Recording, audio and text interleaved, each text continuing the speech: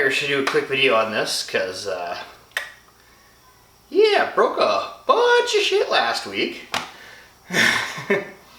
The thing that got me to quit racing last Sunday was shearing the ball joint off, which then dropped the front end hard enough that it put a crack around the mount in the radiator. Also wasn't staying in second gear.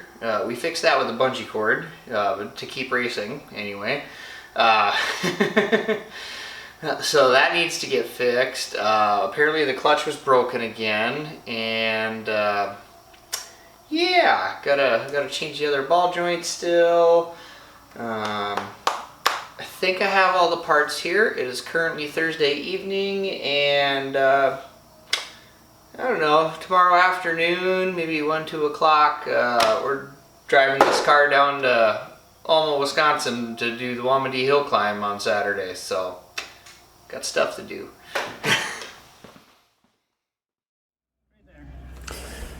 So after breaking the car at the Black River Motorsports Park, we had to figure out how to get it back in the trailer. Our first attempt was to put a piece of wood underneath the ball joint, but you can see how that went. Second attempt was to take the wheel off and jam a piece of wood into the lower control arm to kind of like wedge it against the ground and support the weight of the car. So we tried that, deemed we didn't find a piece of board. I ended up having like a 4x4 oak to get in there, but we need a little bit more, so we thought it'd be better to use the jack as well to try to skid it along, which happened to work out pretty okay. I mean, that's what we got to move the car the rest of the way back across the pavement back to the trailer. As you can see, the track in the pavement there, the board's wearing, and then it's also wearing out the aluminum wheel on my jack, but hey, we got it moved off the track where we could get it loaded into the trailer. But that was a whole process on its own. It was nice just to get there. Then Brian found this block of wood that he had, so we just stuck that underneath the sway bar arm, and we were able to skid that along. The grass was a bit of a problem, but we had a couple pieces of plywood, and with all the guys working together. Of course, we're all in the trailer there, you can see, because the winch decided it didn't want to pull the car in, so there's several of us pulling on the cable to skid it along. And then it was a bit of back and forth with this to try to get it lined up and into the trailer, but we eventually got it there. Can we push sideways on the front of this or not?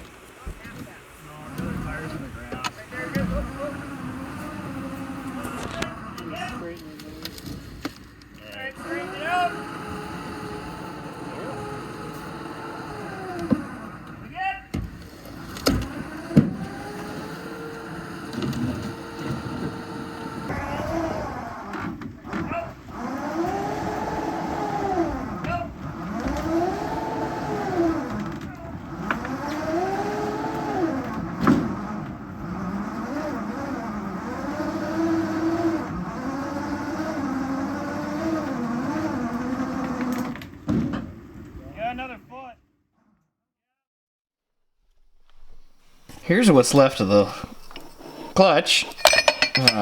Mostly it's the floater plate. You can see the straps failed. By the way, that bolt and nut is my at the track fix from Road America. But then, yeah, all the layers of strap failed, and I'm guessing it's because this bolt is completely missing out of the other two that broke. So I don't know if that backed off first or if these tried to break first. It's really hard to tell. Surprisingly enough, I put almost 200 miles on this thing the day before. Here's a broken ball joint. As you can see there, the darker parts on the edges versus that shiny and then more clean dark part in the middle. The clean dark part and the shiny is what broke at the time it failed, but the darker edge around here is a crack that clearly this thing was ready to give up. Anyway, and it finally did. I did the math. 22 days of either doing autocross or track events. Transmission's currently apart, and that's because I don't have any more shift fork pads for 1 and 2, which explains why it was popping out of second gear, because it wasn't actually getting all the way into second gear.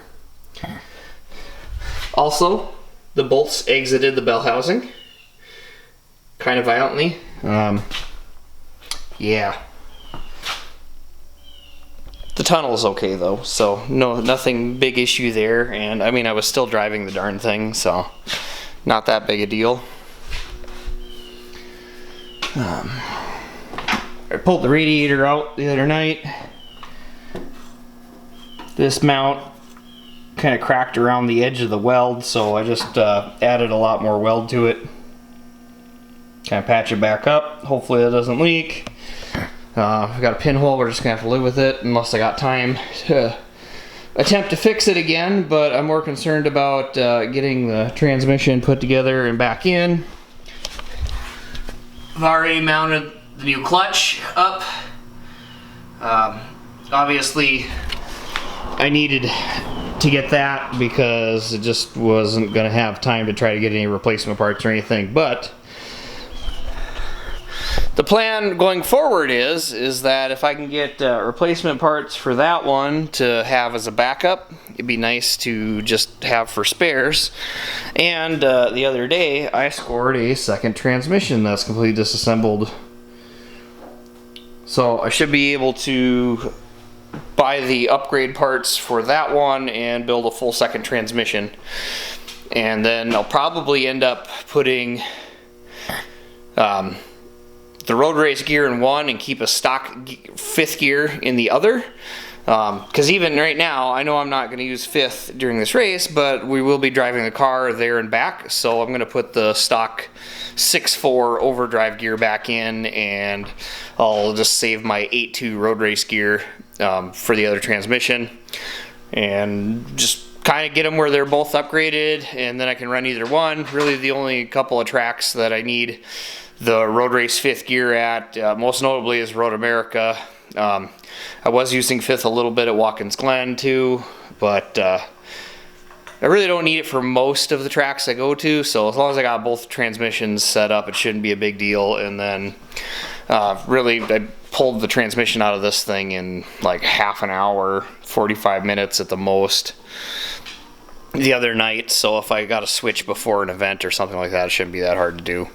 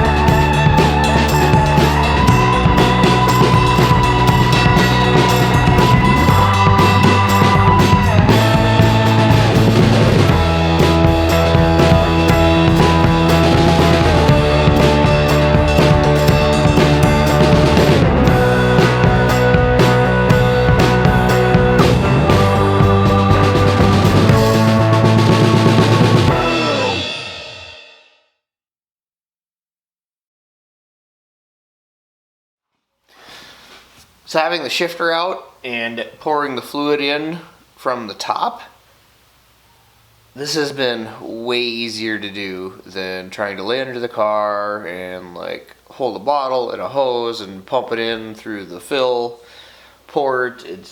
Here I can just pour it in from the top, and it's only a few bolts and the shifter goes back on. So this is much easier. I'm all set and ready for the Waumandee hill climb. Should be leaving in a few hours. I'm just getting the rugged radio headsets and stuff hooked up. I got a pack yet. I got a few things that I might need for working on the car, but otherwise I've driven around the neighborhood. I burped out the coolant system. I don't have any leaks there. I somehow lost my radiator cap somewhere. I had a spare, so that's what's on there now. The wheels ain't gonna match, but because I got the one spare on the front, I got another spare put in the trunk, stuff to change a wheel. Hopefully that's at the absolute most all that we'll need for repairs this weekend. I did change the tune a little bit. It helps with when it's a little colder driving, stuff like that. I still got a bit of an issue where I push the clutch to come to a stop quickly, it wants to die. I'm not sure what that is yet. I did do another tune, change the timing around a little bit. That seemed to help for drivability, so maybe I'll play with that some more this weekend.